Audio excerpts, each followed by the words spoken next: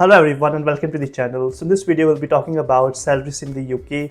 Two aspects. The first one is how much likely is it for someone to actually make 1 crore or £100,000 in the UK, and the second aspect is, well, if somebody's making £100,000 in the UK, if that's your package, how much will you end up saving at the end. So we'll be talking about the tax rates, how much are you going to spend on your rent, and how much will be left over at the end. So this will be the two different aspects of this video. So let's get started. First of all, let's talk about how likely is it for someone to actually make £100,000 in the UK. So for this video, I've assumed that £1 is 100 rupee. That's kind of the average trend, but I know at the moment £1 is 105 rupees. But for the sake of simplicity, I've just assumed £1 is 100 rupees. So £100,000, 1 lakh pounds is equal to 1 crore rupees. Okay, so how likely is it for someone to actually make this amount of money?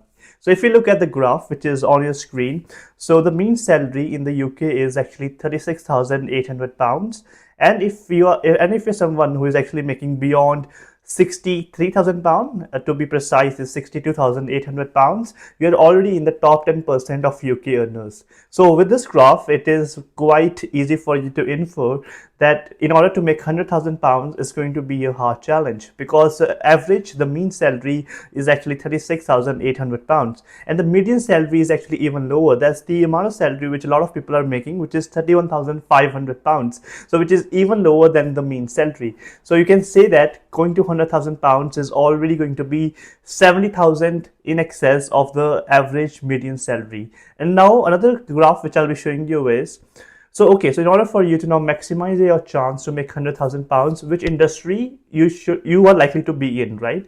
So if you look at this chart, this is a chart by industry.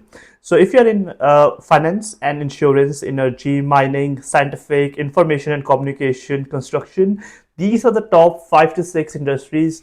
If you are in this industry, you're more likely to make £100,000, right? So it won't be like given. So if you, for example, if somebody actually goes to finance and insurance, it's not like you'll be starting with £100,000, but you're more likely to make £100,000 by having a really good amount of experience. Another thing which I want to add here is that your salary really depends on the location. For example, currently in Northeast, where I am based at, here the salaries won't be that high enough compared to London. The reason behind this is because if somebody is living in the London, their expenses are going to be high, therefore the salaries are high. So the inflation for the different regions are different, right? So if you consider rent in London, it's going to be way higher compared to Newcastle or Northeast, where I'm currently based in. So your salary would also depend on the location. So that's like another factor to consider about. And the third graph and the final graph which I've got to show you is, so this is a salary which is divided for respect to different age groups, right? So if you're someone between 20 to 29, the average salary is actually only £26,000, whereas if you go to 40 to 49, that's like when the salary peaks, and again the average salary is again there around £36,000. So one thing which should be very much clear by looking at these three different charts and the information so far, in order for someone to actually make £100,000 in the UK is going to be a tough bet. It's not same as US, because in US people do make like 150k, 200k quite easily, especially if they're in the IT industry, the science industry, the pharmaceutical industry. You'll be able to see these videos, whereas in the UK, since it's so tough to make this amount of salary, there are hardly any videos even available on YouTube, because it's only the top 5%, top 3% of the earners in the UK who are actually making £100,000. So if you're someone who's actually moving to the UK, Amazon is a great place where you can actually book your accommodation. So you can simply put down the location where you want to go in for your studies or for your work, and then it will show you all the accommodations which are available in that area. You can go ahead and book it, or otherwise if you've got any inquiry, you can contact Amber Students team, which is available 24/7. So do check out Amber Students. Hopefully, so far, I've been able to establish the fact that making 100k is going to be tough.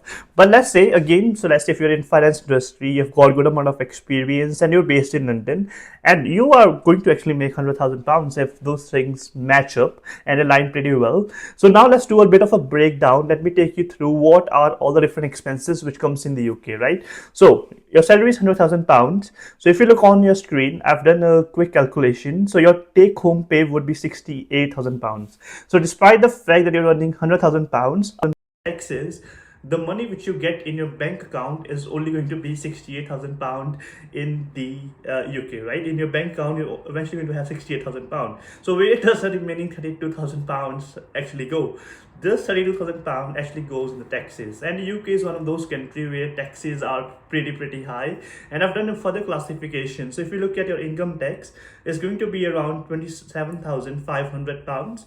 Now with income tax, there are two slabs. So if your salary is 100,000 pounds, if you are earning up to 12,500 pounds, that's tax free. Any amount which is between 12,500, I think the limit is about 50,000, the tax is going to be 20%.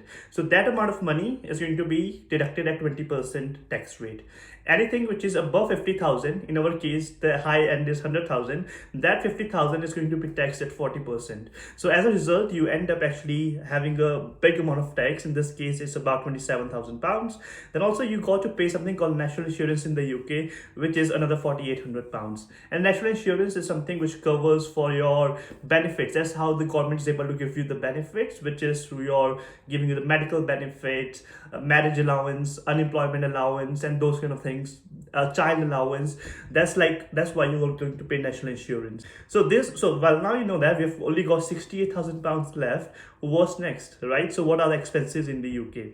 So I've taken an example of a really good lifestyle which is above average for a normal person, and the rent in a really good area in London, for example Embankment, would be, including council tax, would be around 2,200 pounds. So that's like a 1-bedroom apartment rent which you can expect.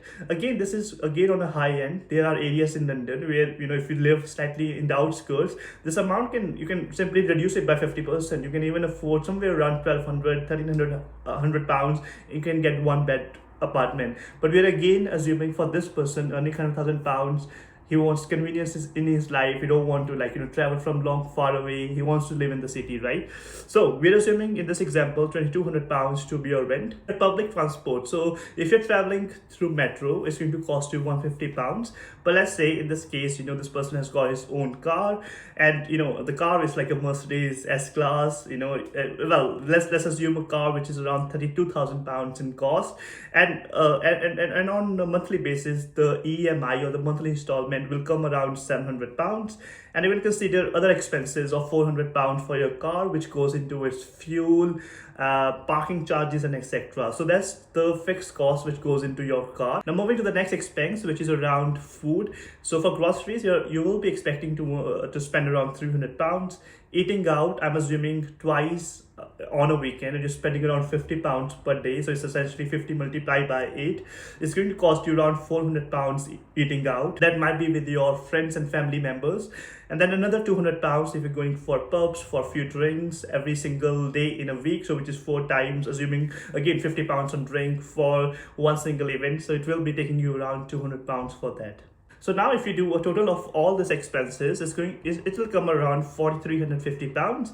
So in one full year, you're likely to spend around 52,000 pounds on your expenses. So the money which we had, 68,000 pounds, if you subtract your expenses, which comes at around 52,000 pounds, you have got around 15,800 pounds left over. Now we haven't actually taken into consideration your holiday plans. So if you're somebody like a migrant who has come here from a different country, you want to actually travel back to your own country. Let's assume in this case you're traveling back to India. So on average, if you're traveling on an economy class ticket, the average spend would be around 2,500 pounds. This is taking into consideration your flight costs, gifts for your relatives, and any money which you will likely to be spending in your own home country. So it might come around 2,500 pounds. Now again, since you will be living in the UK, you want to do some European trips. So imagine doing one Europe trip. It might again cost you around 1,500 to 2,000 pounds. So if we take all these holidays into consideration, you will still have 11,800 pounds left. At the end of the video, I hope it was helpful, and anybody who's watching from US or from somebody who's outside of UK, feel free to comment down what the average salary in your place is, and if somebody is actually earning equivalent of 1 crore, how would the breakdown looks like. I will look forward to looking at your comments. Thank you.